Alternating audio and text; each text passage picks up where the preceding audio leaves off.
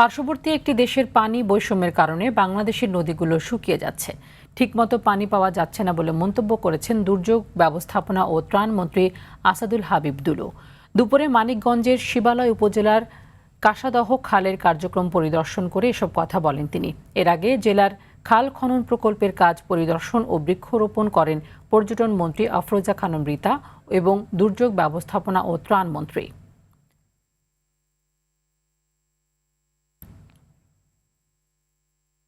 নদীগুলো অবহেলায়, অযত্নে, অবজ্ঞার কারণে আজকে সব খালে পরিণত হয়েছে। সেগুলোকে পুনর্খননেরও একটা মহাপরিকল্পনা বর্তমান সরকারের রয়েছে। আমি আজকে শিবালয় উপজেলায় এসেছি। এখানে আমডালা খাল ইতিমধ্যে অনেকখানি খনন করা হয়েছে। এবার আগাম বৃষ্টি হওয়ার কারণে হয়তো কাজ কিছুটা বাধাগ্রস্ত হচ্ছে। আমরা আগামী শুকনা মৌসুমে অসম্পূর্ণ কাজটাকে সম্পন্ন করব।